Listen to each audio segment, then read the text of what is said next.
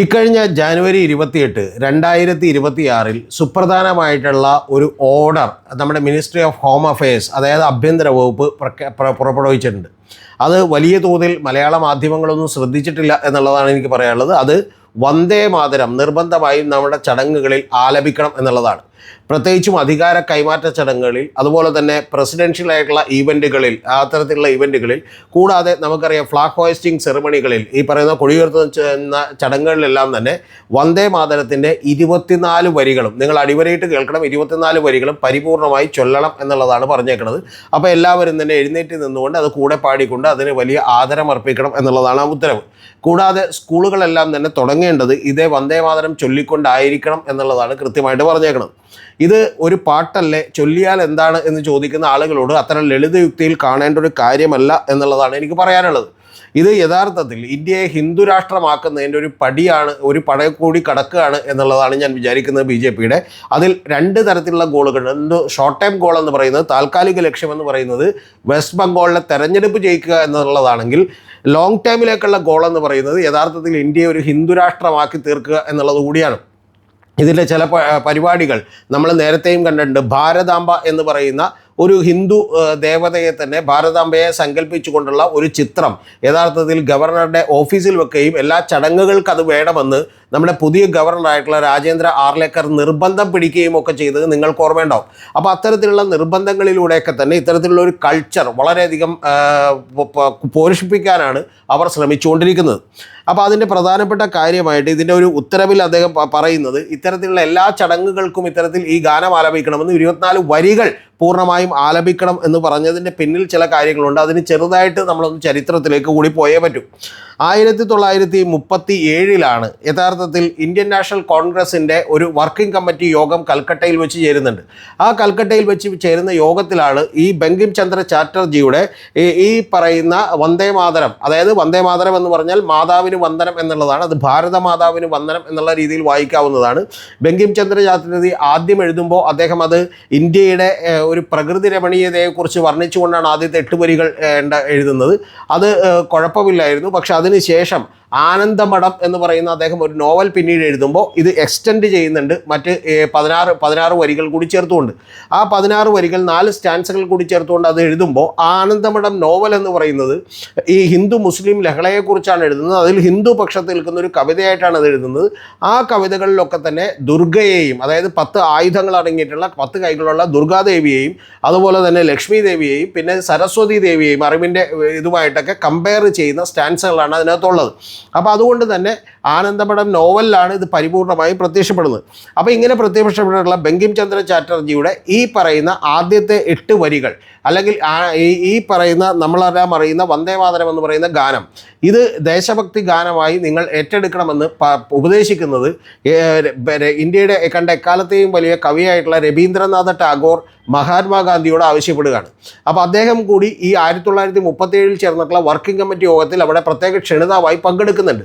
അങ്ങനെ പങ്കെടുക്കുമ്പോൾ അവിടെ ഡോക്ടർ രാജേന്ദ്ര പ്രസാദ്, അദ്ദേഹത്തെ നമുക്കെല്ലാം അറിയാമല്ലോ, ഇന്ത്യൻ പ്രസിഡൻ്റായിട്ടിരുന്ന ഡോക്ടർ രാജേന്ദ്ര പ്രസാദ്, അദ്ദേഹം ഇത്തരത്തിൽ ബങ്കിം ചന്ദ്ര ചാറ്റർജിയുടെ ഈ വന്ദേ മാതരം ഇന്ത്യയുടെ ദേശഭക്തി ഗാനമായി ഇന്ത്യൻ കോൺഗ്രസ് അംഗീകരിക്കണമെന്ന് പറഞ്ഞുകൊണ്ട് ഒരു പ്രമേയം അവതരിപ്പിക്കുകയും സർദാർ വല്ലഭായ് പട്ടേൽ, ഇന്ത്യയുടെ ആഭ്യന്തരമന്ത്രിയായി തീർന്ന പിന്നീട് ആഭ്യന്തരമന്ത്രിയായി തീർന്ന സർദാർ വല്ലഭായ് പട്ടേൽ തന്നെ ഇതിനെ സെക്കൻഡ് ചെയ്യുകയും ചെയ്തുകൊണ്ടാണ് ഇത്തരത്തിലുള്ള ഒരു കാര്യം ഉണ്ടാവുന്നത്. അതായത് ഇതിന് ആദ്യമായിട്ടൊരു അംഗീകാരം കിട്ടുന്നത്. അങ്ങനെ അംഗീകാരം കിട്ടിയപ്പോൾ കോൺഗ്രസിൻ്റെ ആദ്യമായിട്ടുള്ള അംഗീകാരം കിട്ടുന്നത്. അങ്ങനെ അംഗീകാരം കിട്ടിയപ്പോൾ തന്നെ ഈ വന്ദേ മാതരത്തിലെ മറ്റ് സ്റ്റാൻസുകളെക്കുറിച്ച് ചില വിരുദ്ധമായിട്ടുള്ള അഭിപ്രായങ്ങൾ, ചില സംശയങ്ങൾ അതിനകത്ത് ഉയർന്നു വന്നു. പ്രത്യേകിച്ചും ഈ ചില മുസ്ലിം സമുദായ നേതാക്കളുടെയൊക്കെ, അല്ലെങ്കിൽ അത്തരത്തിലുള്ള നേതാക്കളുടെ ഭാഗത്ത് നിന്ന്, മുസ്ലിം സമുദായത്തിൽ നിന്നുള്ള നേതാക്കളുടെയൊക്കെ ഭാഗത്ത് നിന്ന്, കാരണം ഞങ്ങളെങ്ങനെയാണ് ഈ പറയുന്ന പോലെ ദുർഗാദേവിയായിട്ടും അതുപോലെ ലക്ഷ്മി ദേവിയായിട്ടും സരസ്വതി ദേവിയായിട്ടും ഒക്കെ ഭാരതത്തെ കാണുക എന്ന് പറയുന്ന സംശയങ്ങളൊക്കെ ഉയർന്നു വന്നു.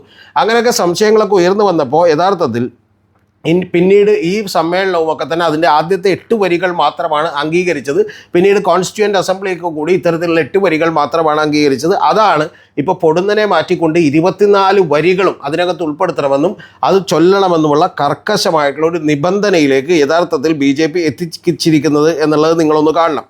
ഇതുമായി ബന്ധപ്പെട്ട് നമുക്ക് മറ്റൊരു പ്രധാനപ്പെട്ട കാര്യം കൂടി പറയാനുണ്ട്. അത് ജൂലൈ 1985 കേരളത്തിൽ നിന്നൊരു കേസ് ഉണ്ടാകുന്നുണ്ട്. അത് ബിജോ, ബിനുമോൾ, ബിന്ദു ഇമ്മാനുവൽ എന്ന് പറയുന്ന 3 കുട്ടികളെ കേരളത്തിൽ ഒരു സ്കൂളിൽ നിന്ന് പുറത്താക്കുന്നു. ആ കേരളത്തിൽ സ്കൂളിൽ നിന്ന് പുറത്താക്കുന്നതിൻ്റെ കാരണം അവർ ജനഗണമന എന്ന് പറയുന്ന ഇന്ത്യയുടെ ദേശീയ ഗാനം പോലും ഞങ്ങൾക്ക് പാടാൻ കഴിയില്ല എന്നും അത് ഞങ്ങളുടെ വിശ്വാസത്തിനെതിരാണ് എന്ന് പറയുമ്പോഴാണ് ആ സ്കൂളിൽ നിന്ന് അവരെ പുറത്താക്കുന്നത്. അങ്ങനെ ഒരു സ്കൂളിൽ നിന്ന് പുറത്താക്കിയതിന് ശേഷം യഥാർത്ഥത്തിൽ ഹൈക്കോടതിയിലേക്ക് ചെല്ലുമ്പോൾ ഹൈക്കോടതി പറയുന്നു അത് കറക്റ്റാണ്, അത് എക്സ്പൾഷൻ കറക്റ്റാണ് എന്നുള്ളതാണ് പറയുന്നത്. അതായത് ഇവരെ പുറത്താക്കിയ നടപടി ശരിവെച്ചുകൊണ്ടാണ് ഹൈക്കോടതി വിധി ഉണ്ടാവുന്നതെങ്കിൽ സുപ്രീം കോടതിയിലേക്ക് ചെല്ലുമ്പോൾ ജസ്റ്റിസ് ഒ ചിന്നപ്പ റെഡ്ഡി പറയുന്നത് അത് യഥാർത്ഥത്തിൽ ഒരു ഫണ്ടമെൻ്റൽ റൈറ്റിൻ്റെയും ഫ്രീ സ്പീച്ചിൻ്റെയും ഫ്രീഡം ഓഫ് റിലീജിയൻ്റെയും ഒക്കെ തന്നെ എതിരായിട്ടുള്ള ഒരു നടപടിയാണെന്നും അതുകൊണ്ട് തന്നെ അത്തരം കാര്യം അംഗീകരിക്കാൻ കഴിയില്ല എന്നുമാണ് പറയുന്നത്. അതുകൂടാതെ അദ്ദേഹം വളരെ കൃത്യമായി പറഞ്ഞൊരു വാചകം കൂടിയുണ്ട്. അതാണ് proper respect is shown to the national anthem by standing up when it is sung. അതായത് അത് പാടുമ്പോൾ എഴുന്നേറ്റ് നിന്നുകൊണ്ട് യഥാർത്ഥത്തിലുള്ള ബഹുമാനം നിങ്ങൾ കാണിക്കണം എന്നുള്ളതാണ് പറഞ്ഞേക്കുന്നത്. കൂടാതെ it will not be right to say that the disrespect is shown by not joining in the singing. അതായത് അവർ പാടാതിരിക്കുന്നത് ഒരു ഡിസ്റെസ്പെക്റ്റായി കാണാനാവില്ല. അതായത് നാഷണൽ ആന്തം പാടിയില്ലെങ്കിൽ പുറത്താക്കുമെന്ന് പറഞ്ഞുകൊണ്ടാണ് ഇവർ പുറത്താക്കുന്നതെങ്കിൽ ഞാൻ എഴുന്നേറ്റ് നിൽക്കാം, പക്ഷെ പാടാൻ കഴിയില്ല എന്ന് പറയുമ്പോൾ അങ്ങനെ അതൊരു ഡിസ്റെസ്പെക്റ്റായി കാണാൻ കഴിയില്ല, അതൊരു ബഹുമാനക്കുറവായി കാണാൻ കഴിയില്ല എന്ന് പറഞ്ഞുകൊണ്ടാണ് സുപ്രധാനമായിട്ടുള്ള ആ വിധി അവസാനിക്കുന്നത് എന്ന് നിങ്ങൾ മനസ്സിലാക്കണം. ഇത് യഥാർത്ഥത്തിൽ ഉന്നയിക്കപ്പെട്ടത് യഹോവ വിറ്റ്നസ് എന്ന് പറയുന്ന ക്രിസ്ത്യൻ സമുദായത്തിൽ ഒരു പ്രത്യേക വിഭാഗമുണ്ട്. അവർ യഥാർത്ഥത്തിൽ യഹോവയുടെ രാജ്യത്തിൽ മാത്രമാണ് വിശ്വസിക്കുന്നത്. അതുകൊണ്ട് ദൈവരാജ്യം വരുമ്പോൾ മാത്രമേ അവർക്ക് വിശ്വാസമുള്ളൂ, രാജ്യത്തിൻ്റെ അതിർത്തികളൊന്നും അവർക്ക് വിശ്വാസമില്ല. അത്തരത്തിൽ പല വിശ്വാസങ്ങളുള്ള ഒരു ജീവിത രീതികൾ നയിക്കുന്ന ആളുകളാണ്. അതുകൊണ്ടാണ് അവർ കേസിന് പോയിട്ടുള്ളത്. അപ്പോൾ ആ കേസിലുണ്ടായിട്ടുള്ള ഏറ്റവും പ്രധാനപ്പെട്ട കാര്യം ഇതാണ് എന്നിരിക്കെ, സുപ്രീം കോടതി വിധിയുണ്ട് എന്നിരിക്കെയാണ് ഇത്തരത്തിൽ വന്ദേ മാതരം എന്ന് പറയുന്ന ഒരു ഗാനം, അത് 24 കൃത്യമായി പറഞ്ഞിട്ടുണ്ടെങ്കിൽ 24 സ്റ്റാൻസകളും ഒന്നുപോലും വിടാതെ നിങ്ങൾ ചൊല്ലിയേ പറ്റൂ എന്നുള്ളത് ഓരോരുത്തരും ഈ പറഞ്ഞുകൊണ്ടിരിക്കുന്നത്. ഇതിനോടൊപ്പം ഞാൻ നേരത്തെ പറഞ്ഞ ഷോർട്ട് ടൈം കോളിലേക്ക് വന്നാൽ ഇതിന് മറ്റു ചില പ്രാധാന്യങ്ങൾ കൂടിയുണ്ട്. ആ പ്രാധാന്യം എന്താണ്? വെസ്റ്റ് ബംഗാളിലുള്ളത് ഈ വരുന്ന അടുത്ത ദിവസങ്ങളിൽ കേരളത്തോടൊപ്പം തന്നെ ഈ വർഷം തിരഞ്ഞെടുപ്പ് നടക്കാൻ പോകുന്ന ഒരു സ്റ്റേറ്റാണ്. ആ വെസ്റ്റ് ബംഗാളിലെ പ്രത്യേകത എന്ന് പറയുന്നത് വെസ്റ്റ് ബംഗാളിൽ നിന്ന് 4ാമത്തെ ഏറ്റവും വലിയ സ്റ്റേറ്റാണ്. 42 സീറ്റുകളാണുള്ളത്. ആ 42 സീറ്റുകളിൽ കഴിഞ്ഞ തവണ 29 സീറ്റുകളും കിട്ടിയത് തൃണമൂൽ കോൺഗ്രസിനാണ്, അഥവാ മമതാ ബാനർജിയുടെ പാർട്ടിക്കാണ്. അങ്ങനെ 29 സീറ്റുകൾ കിട്ടുമ്പോൾ നിങ്ങൾക്കറിയാം ഇപ്പോൾ ഇന്ത്യൻ രാഷ്ട്രീയത്തിൽ 29 സീറ്റുകൾ എത്രത്തോളം പ്രധാനപ്പെട്ടതാണ് എന്ന് നമുക്കറിയാം.